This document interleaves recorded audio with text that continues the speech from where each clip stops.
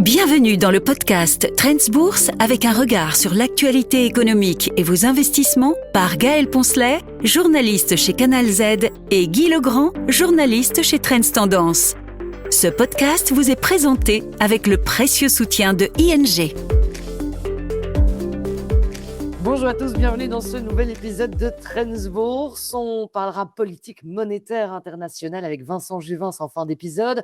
Il reviendra sur cette politique envisagée par Kevin Warsh, qui est pressenti pour reprendre le flambeau de la fête. On fera également un petit point sur la dégradation de la note de la Belgique et ses conséquences. Faut-il s'en inquiéter? Guy, vous nous aviez promis quelques analyses de résultats aussi, donc on fera le point sur quelques résultats, mais avant, il est peut-être temps de faire un petit point sur la semaine, parce que Guy, de manière générale, on peut quand même se dire que la tendance est identique, mais en fait, si on y regarde bien, rien n'est pareil. Donc, c'est une semaine qui est en partie semblable à la précédente et en partie inverse. L'inverse, il faut dire, c'est le prix du pétrole, évidemment. Le pétrole était en baisse de 10% la semaine précédente, il est en hausse de 10% la semaine dernière. Ça a eu des conséquences en bourse, oui, mais et là, c'est là que la situation est un petit peu pareille, c'est que Wall Street s'en sort pas mal, marginalement, il est vrai, pas de forte hausse comme la semaine précédente, mais alors que l'Europe est à la traîne comme la semaine précédente. Donc les États-Unis sont maintenant en tête de la course 2026, à savoir que l'Europe est à plus 2,4% depuis le début de l'année, mais maintenant les États-Unis sont à plus 4,5%, donc c'est quand même beaucoup, beaucoup mieux, et le dollar n'a pas baissé. Donc voilà, il fallait visiblement pas abandonner les actions américaines en 2026, et certainement pas les technologiques, parce que les 7 magnifiques ont bondi de plus de 20% depuis le début de l'année, et de manière plus élargie, les technologiques, donc l'indice Nasdaq, on est à plus 19%. Donc vraiment, il ne fallait pas les abandonner, c'est comme on l'a souvent signalé ici, se diversifier, oui, mais pas lâcher prise. Alors, l'autre événement, évidemment, de la semaine dernière, et ça nous concerne particulièrement, c'est cette baisse de la note de la Belgique. Bon, on s'y attendait un peu, je ne pense pas que ce soit une grande surprise, mais néanmoins, en tant qu'investisseur, est-ce qu'on doit s'inquiéter? Mais c'est vrai qu'on a lu des commentaires un petit peu inquiets à ce sujet. Rappelons que Moody's avait abaissé la note de la Belgique le vendredi précédent, et ce vendredi dernier, c'est Standard & Poor's qui a suivi, comme attendu d'ailleurs. Moody's avait, soit dit en passant, abaissé la note aussi de la Wallonie et de la Flandre, et puis de la SNCB, et puis aussi des banques, BNP Paribas Fortis, KBC, ING, Crélan, pas Belfius, Crélan. Faut-il s'en inquiéter? KBC en a subi un petit contre-coup, hein. Le cours de KBC est quand même en repli de 4,3% en 3 jours, donc après cette annonce. Donc les investisseurs en ont tenu compte. Maintenant, faut-il s'inquiéter pour KBC? En réalité, bon, KBC est toujours en hausse de 37% sur un an, c'est une très belle performance. Et puis surtout, le secteur bancaire a très bien performé tout récemment. On l'avait signalé à l'époque, sauf erreur, il fut un moment où la hausse des bancaires européennes dépassait la hausse des technologiques américaines sur les 2 dernières années, KBC d'ailleurs a plus que doublé depuis son plus bas de la fin 23, mais la plupart des analystes conseillent aujourd'hui d'alléger les positions bancaires, estimant que la hausse de ce secteur est maintenant derrière nous. Donc le fait que se soit replié de quelques pourcents, finalement, ça peut aussi participer un peu de cette tendance générale, finalement. Par contre, pour ce qui est des taux d'intérêt, là, il y a des choses intéressantes à observer, parce que certains se sont inquiétés effectivement de cette dégradation quand un État, au même titre qu'une entreprise, voit son rating, sa notation abaisser. En principe, les investisseurs, demandent un rendement un peu supérieur pour compenser ce risque théoriquement supérieur lui aussi. Alors qu'observe-t-on? En réalité, ce qu'on observe, c'est que le rendement donc des obligations de l'État belge à 10 ans, les OLO, ce rendement n'a pas bougé. Il s'est stabilisé à 3,45%, comme s'il ne s'était rien passé. Oui, mais certains ont dit, bon, ok, d'accord, mais ne faut-il pas s'inquiéter d'une hausse des taux hypothécaires? Parce que la note des banques ont été abaissées parce que les banques ont beaucoup d'obligations d'État dans leur portefeuille historiquement. Elles doivent tenir compte du niveau des taux de l'État pour les crédits hypothécaires. Ils sont basés sur le taux à long terme, donc des obligations de l'État. Ben, puisque ce taux n'a pas bougé jusqu'à présent, ben, visiblement, il n'y a pas de raison technique à première vue que ces taux hypothécaires grimpent, sauf que ce qui est important quand même à rappeler, il y a un économiste qui a tiré la sonnette d'alarme il y a un mois et demi à peu près en disant, attendez, les taux hypothécaires sont un peu anormalement bas d'un point de vue très technique, à savoir que la prime de risque, prêter de l'argent à 10 ans, ça présente un risque. Moi, 20 ans, évidemment, ça présente un risque. Cette prime de risque, pour simplifier, est un peu trop basse aujourd'hui. Elle était quasiment à zéro il y a 2 ans. Elle a grimpé, mais elle est à 1%. Elle devrait aller à 2%, voire 3%, la prime de risque. Donc, ça signifie que, indépendamment de tout le reste, les taux hypothécaires étaient appelés à augmenter un peu en Belgique et le franchissement des 4% récemment, dont on a fait grand cas, n'a rien à voir avec la note de l'État belge. C'est un rattrapage technique d'un taux hypothécaire qui était anormalement bas. Bon, il ne va pas exploser à 10%, bien sûr, mais il va certainement, durablement, se situer au-delà de 4%. Et si l'inflation s'accélère, il va grimper davantage. Il faut quand même rappeler que historiquement, 4%, c'est pas énorme, énorme. Après le deuxième choc pétrolier au début des années 80, c'est une autre époque, on est bien d'accord, pas de comparaison possible, mais on était en 82 à 15%, hein. Donc 4%, oui, ça fait mal quand on vient de 1,5 il y a quelques années. Enfin, c'est pas délirant sur le plan historique. Oui, donc effectivement, ça reste une conséquence limitée qui n'est donc pas due à cette dégradation de la note, donc grosso modo, dégradation de la note de la Belgique, non événement. Non-événement pour l'instant, absolument. Alors la semaine dernière, quand on s'est quitté, Guy, vous avez promis qu'on allait faire quelques analyses de résultats. On en attendait quelques-uns cette Bien semaine. sûr. L'incontournable évidemment de la semaine, c'est Tesla. Qu'est-ce qu'on peut en dire? Oui, c'était ça parce que, bon, Tesla fait toujours partie théoriquement des 7 magnifiques, même si beaucoup l'ont remplacé par Broadcom, par exemple. Mais bon, il y a des choses intéressantes qui sont passées. D'abord, de très bons résultats, hein. Tesla, c'est une valeur qui était fort chahutée ces derniers temps. On y croyait à moitié, ils étaient un peu en panne. Non, premier trimestre est vraiment bon, chiffre d'affaires supérieur aux attentes, bénéfices par action très supérieur aux attentes, 41 cents au lieu de 36. Et le cours a bien réagi dans un premier temps. C'était mercredi. Ah, Oui, alors after hours, après la séance, quand les analystes, enfin les investisseurs ont eu connaissance des résultats, le cours a grimpé de 4%. Ok, très bien grâce à ces bons résultats. Et puis retour au point de départ, après tout. Le lendemain, jeudi, ouverture, moins 4%. On dit, ah, qu'est-ce qui se passe? Mais il n'y a pas eu de nouvelles, sauf que visiblement, on a été voir un petit peu plus les déclarations faites par Tesla et Elon Musk. Alors, première chose, 25 milliards d'investissements. Ouh là là, c'est énorme ça. Pourquoi? Pour devenir un géant de l'intelligence artificielle et de la robotique. C'est le but d'Elon Musk, il l'a déclaré il y a tout un temps déjà. Enfin, 25 milliards, on s'attendait visiblement pas à ça. Est-ce que ces investissements seront rentables? Même interrogation que pour les géants de l'intelligence artificielle et des puces. Mais alors, ce cher Elon Musk, qui veut promouvoir le robot Optimus, il est en train de remplacer les voitures sur certaines lignes de production, il a signalé, voilà, c'est un tout nouveau produit, il est impossible de prévoir comment ça va se passer, la production sera très lente au début. Bon, on se dit, oui, bon, ok, ben voilà, on va peut-être pas s'enthousiasmer outre mesure. Le bénéfice des robots taxis et des véhicules autonomes, a-t-il poursuivi? Oh, attendez, hein, ce sera pas terrible en 26, ce sera plutôt pour 2027.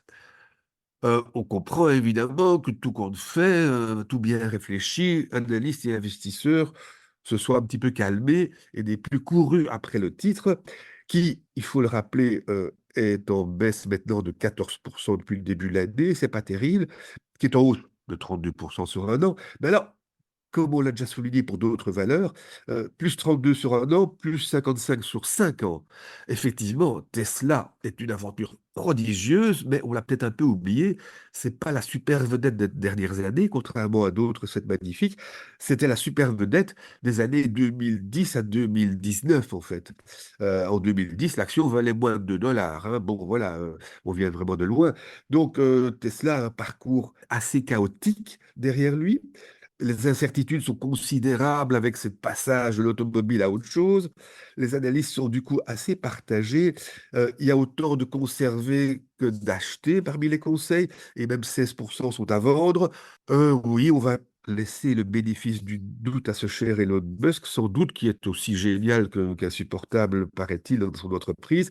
Mais c'est vrai que c'est pas gagné, donc voilà, c'est une valeur très spéculative, tout simplement.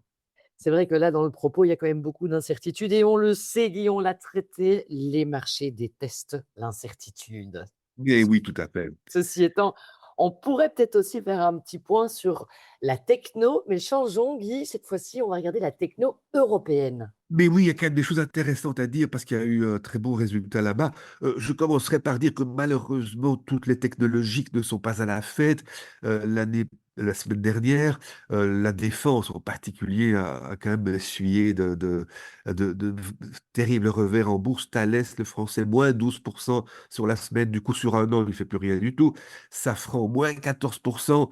Euh, Safran, commentaire des analystes, attention, le transport aérien. Ben oui, avec ce qui s'est passé dans le Golfe, et c'est pas fini, faut-il le rappeler, on est un peu inquiet à propos du transport aérien.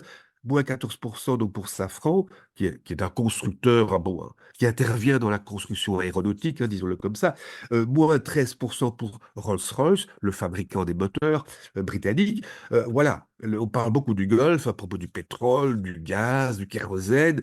Mais enfin, il y a des entreprises industrielles qui souffrent également très fort. Le Golfe a vraiment des répercussions très importantes.